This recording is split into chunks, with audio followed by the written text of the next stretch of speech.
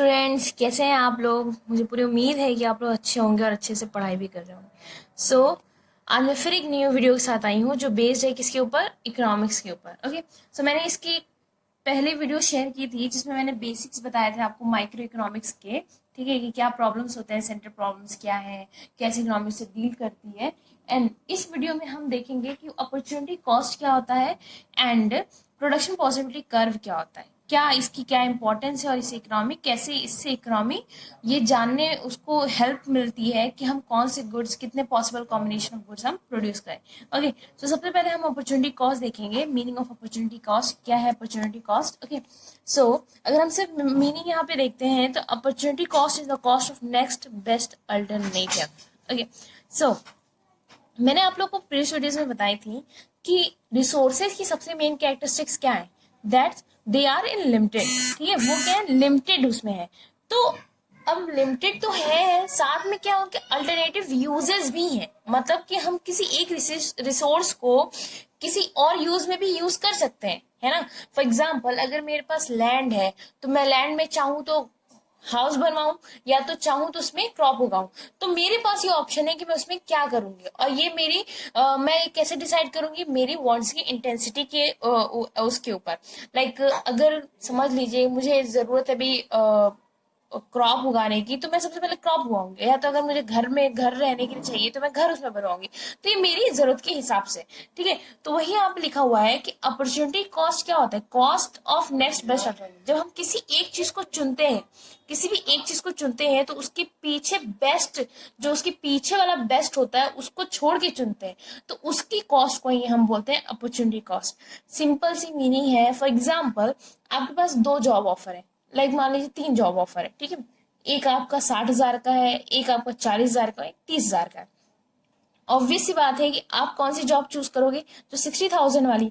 तो 60,000 वाली जॉब आपने चुन लिया और उसके ऊपर वर्क भी कर रहे हो, ठीक है, उससे तो पीछे क्या छोड़ा आपने, क्या छोड़ के गए, उसके नेक्स्ट बेस्ट अल्टरनेटिव क्या है। अगर 60 वाली नौकरी ना करते तो कौन सी नौकरी करते, 40,000 वाली करते।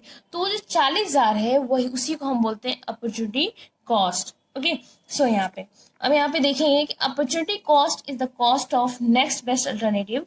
ओके स्टूडेंट्स, अगर आप लोग चाहो तो इससे नोट्स भी बनाओ, क्योंकि ये बहुत इंपॉर्टेंट टॉपिक है एग्जाम के पॉइंट ऑफ व्यू से।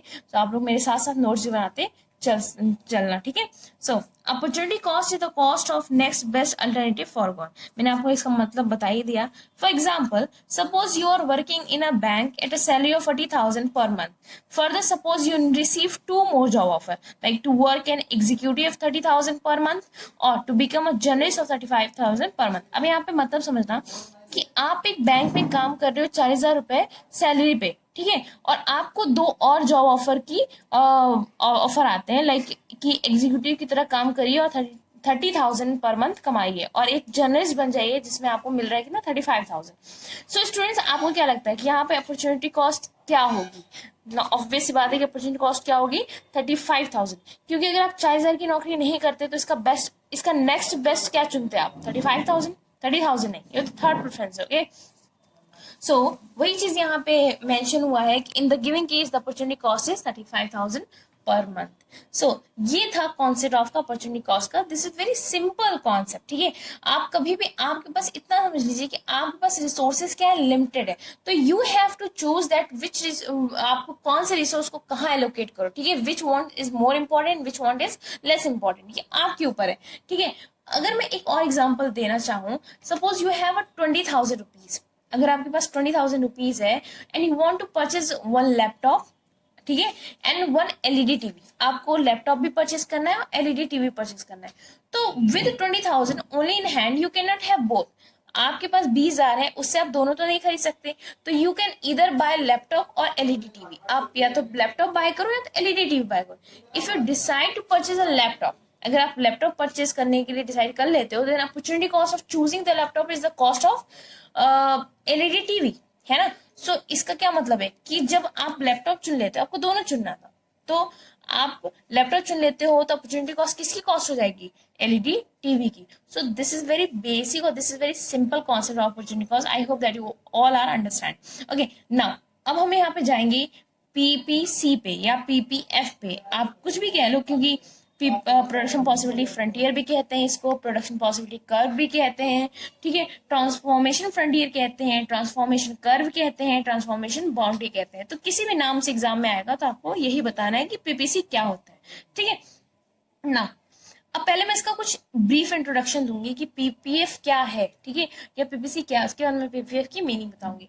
तो आप लोगों को पता है स्टूडेंट्स की रिसोर्सेज कैसे स्केयर है ना। स्केयर का मतलब कि रेयर है या लिमिटेड है, हम अपनी हर वांट नहीं पूरी कर सकते। So we can not satisfy all our wants even if an economy uses all its resources in the best possible manner, its capabilities are restricted due to scarcity of resources। इसका मतलब कि अगर मान लीजिए कि आप अपने रिसोर्सेज जो लिमिटेड रिसोर्सेज है उसका भी, तो स्टूडेंट्स मैं वही बोल रही थी यहाँ पे कि क्या होता है कि हम अपने पूरे रिसोर्सेज को भी एक साथ रखते हैं तब भी क्या होता है कि हम सब कुछ नहीं पा सकते, है ना। तो इस केस में क्या होता है कि इकोनॉमी को चूज करना पड़ता है और डिसीजन लेना पड़ता है कि कौन से गुड्स किस गुड्स किस क्वांटिटी में प्रोड्यूस करें।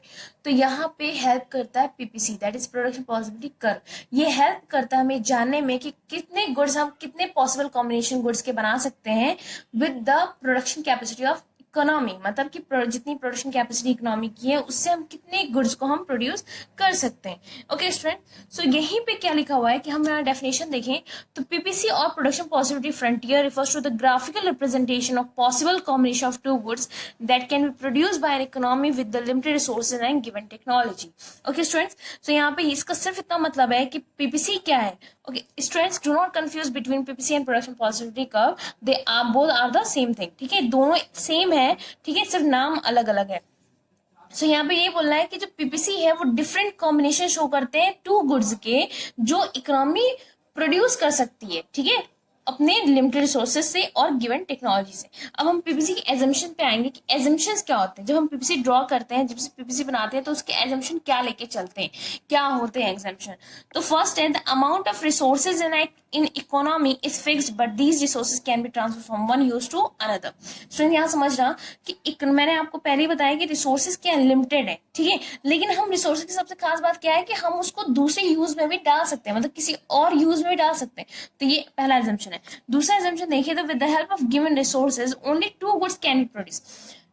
स्टूडेंट्स ये सिर्फ हाइपोथेटिकल एग्जांपल है, हम यहाँ पे ऐसा कुछ भी नहीं है कि मतलब बहुत सारे गुड्स नहीं प्रोड्यूस कर सकते, कर रहे हैं, बट यहाँ पे हम पीपीसी के कॉन्सेप्ट को इजीली समझने के लिए यहाँ पे हम कितने गुड्स को ले रहे हैं, सिर्फ टू गुड्स को। तो वहीं पे एजम्पशन लिखा है कि हम टू गुड्स में ही देख रहे हैं कि टू गुड्स इकोनॉमी प्रोड्यूस कर रही। थर्ड हम देखें the resources are fully and efficient utilise. जो रिसोर्सेज हैं, जो लिमिटेड रिसोर्सेज हैं, उसी का हम क्या कर रहे हैं, प्रॉपर यूटिलाइजेशन कर रहे हैं, ऑप्टिमम यूटिलाइजेशन कर रहे हैं, ठीक है। ऑप्टिमम मतलब जितनी उनकी कैपेसिटी है। एंड फोर्थ एजम्पशन देखें तो फोर्थ एजम्पशन क्या बोल रहा है, resources are not equally efficient in production of all products, so when resources are transfer from one production of one good to another the productivity decrease. अब यहाँ पे इसका मतलब समझ जाना, ये बहुत इंपॉर्टेंट पॉइंट है स्टूडेंट्स। यहाँ बोला कि सारे रिसोर्सेज इक्वली एफिशिएंट नहीं होते, ठीक है, कोई किसी का कुछ और टैलेंट होता है, किसी और का कुछ और टैलेंट होता है। तो हम जब किसी को किसी काम में लगाते हैं तो क्या होता है कि प्रोडक्टिविटी डिक्रीज। सो मैं वही बोल रही थी कि जब रिसोर्सेज को सारे प्रोडक्ट्स को बनाने में इक्वल एफिशिएंट नहीं है तो हम किसी और में जब उसको ट्रांसफर करते हैं तो क्या होता है कि प्रोडक्टिविटी डिक्रीज होती है। प्रोडक्टिविटी का मतलब है काम करने की क्षमता, मतलब जिसमें वो टैलेंट था, वो टैलेंट क्या होता है कि सारे प्रोडक्ट्स एक साथ नहीं बना सकता है ना, हर आदमी एक चीज नहीं कर सकता। तो ये बोल रहा है, ठीक है, तो ये बहुत इंपॉर्टेंट पॉइंट है। एंड देन फिफ्थ पॉइंट अगर हम देखें तो level of technology assume to be constant. जो लेवल ऑफ टेक्नोलॉजी है वो क्या है, हमारी कांस्टेंट है, ठीक है ना। अब हम देखेंगे कि why PPC is concave to the origin. आप लोग स्टूडेंट्स में बता दो कि पीपीसी का जो शेप होता है, जो उसका डायग्राम होता है, उसका शेप पीपीसी कॉनकेव होता है, ठीक है, टू द ऑरिजिन, जहां से स्टार्ट होता है वहां से उसका शेप कैसा होता है, कॉनकेव होता है। उसका क्या मेन रीजन है वो हम बताएंगे।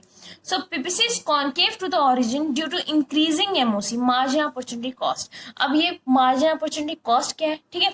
सो मार्जिनल अपॉर्चुनिटी कॉस्ट हम देखें तो MOC refers to the number of units of a commodity sacrifice to gain one additional unit of another good. Okay, अगर मैं इसकी मीनिंग समझाऊं तो एमओसी का मतलब है एमओसी वो सेक्रीफाइसिंग यूनिट शो करता है किसी दूसरे गुड्स का जो हम किसी और दूसरे गुड्स को बनाने में यूज करते हैं। फॉर एग्जांपल हम दो गुड्स बना रहे हैं, एक्स और वाई, तो एक्स के एडिशनल यूनिट को बनाने के लिए हमें वाई के यूनिट्स को हमें सेक्रीफाइस करना पड़ेगा, है ना। तो जो यूनिट सेक्रीफाइस कर रहे हैं एमओसी वही शो करता है, जितने यूनिट सेक्रीफाइस कर रहे हैं एक्स को बनाने के लिए वही एमओसी शो करता है। In case of PPF MOC is always increasing, बोला है कि जब पीपीएफ के केस में MOC always increasing, that is more and more units of a commodity have to be sacrifice, मतलब हमें ज्यादा से ज्यादा कम्युनिटी किसकी सेक्रीफाइस करना पड़ेगा, वाई के, to gain an additional unit of another commodity that is X commodity की। हमें ज्यादा से ज्यादा यूनिट गेन करने के लिए हमें वाई के गुड्स को ज्यादा सेक्रीफाइस करना पड़ेगा। स्टूडेंट्स अब यहाँ पे क्वेश्चन ये और बनता है कि एमओसी इंक्रीज ही क्यों करता है, डिक्रीज भी कर सकता है। तो जैसा मैंने बताया था कि किसी और गुड्स के ज्यादा गुड्स यूनिट्स बनाने के लिए हमें दूसरे गुड्स के यूनिट्स को सेक्रीफाइस करना पड़ेगा, क्योंकि यहाँ पे ये पॉइंट आ जाता है कि जो सारे रिसोर्सेज होते हैं एफिशिएंट नहीं होते। फॉर एग्जाम्पल मान लो कि हम किसी दो गुड्स बना रहे हैं, तो पहला रिसोर्स हमने ट्रांसफर किया तो वो रिसोर्स बनाने में एकदम सक्षम है, मतलब कि एक्स को बनाने में एकदम सक्षम है।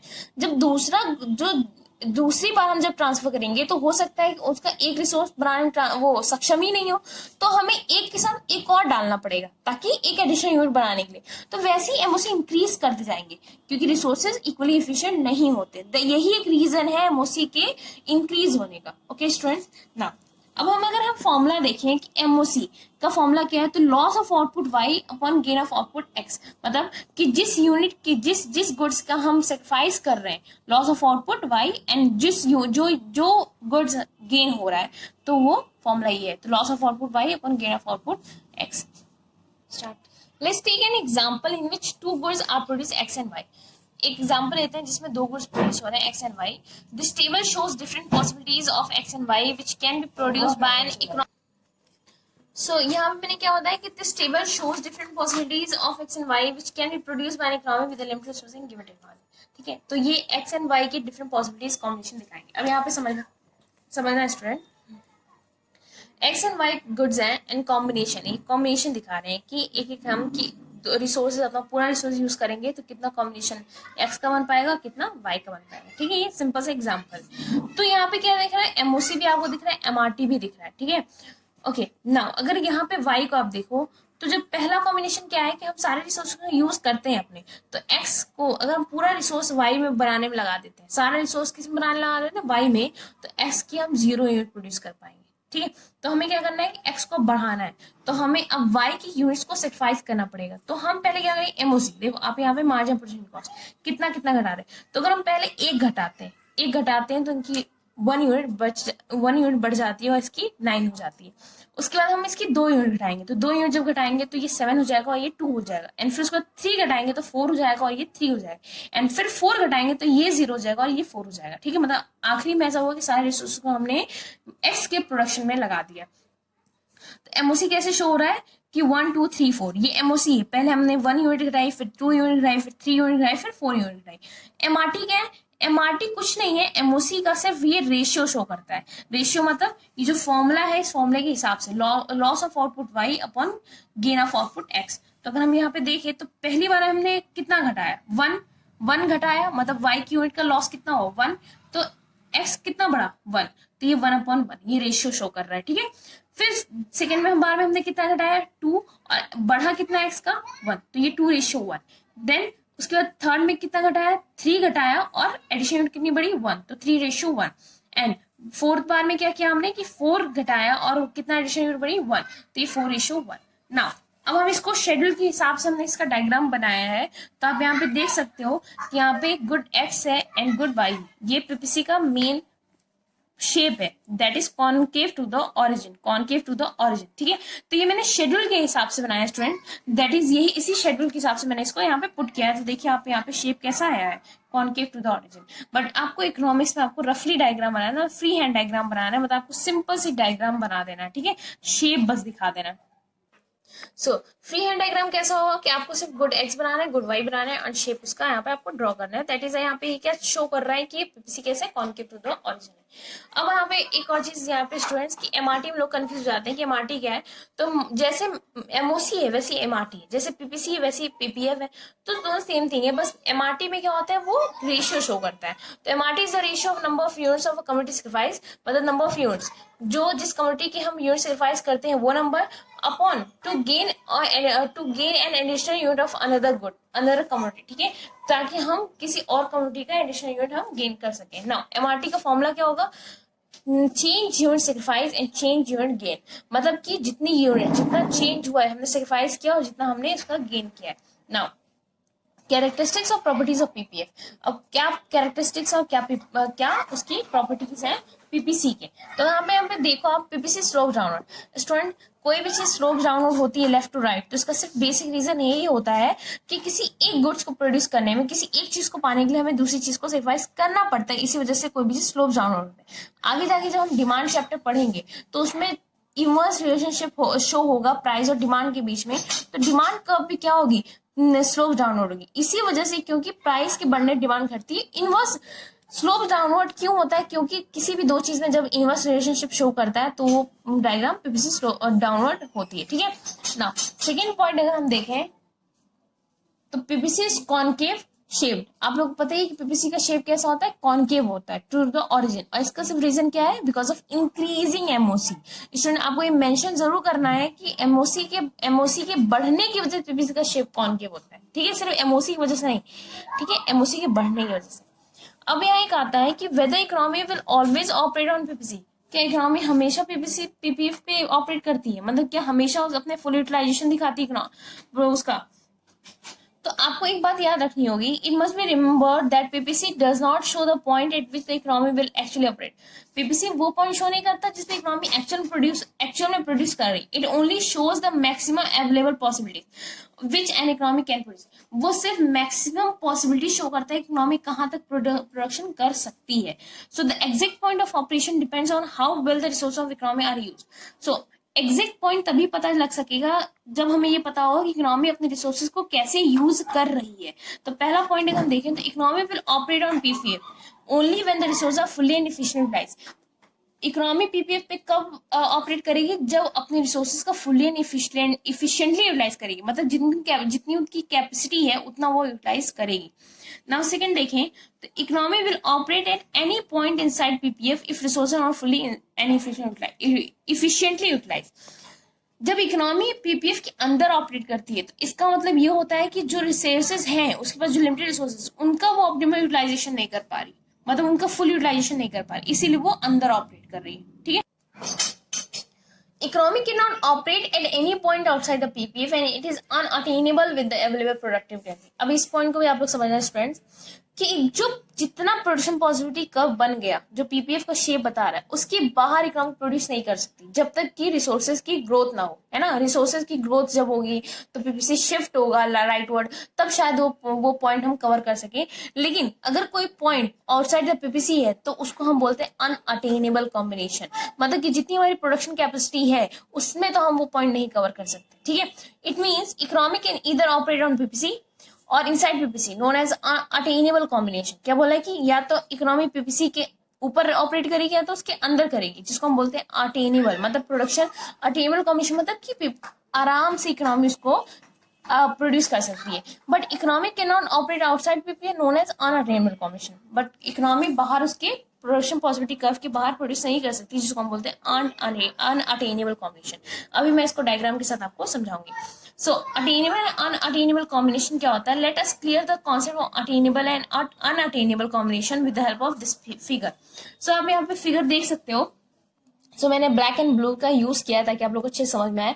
तो this is the figure of PPC. तो आप यहाँ पे देख रहे होगे, यहाँ पे गुड वाई है, वहाँ पे गुड एक्स है, और यहाँ पे पीपीसी ड्रॉ हुई है, और पीपीसी ऊपर भी कुछ पॉइंट्स है, that is point A B C D, and point PPC के अंदर भी एक पॉइंट है, दैट इज पॉइंट ई, और यहाँ पे आप देखो पीपीसी के बाहर भी एक पॉइंट है जो ब्लैक पेन से है, पॉइंट एफ, ठीक है।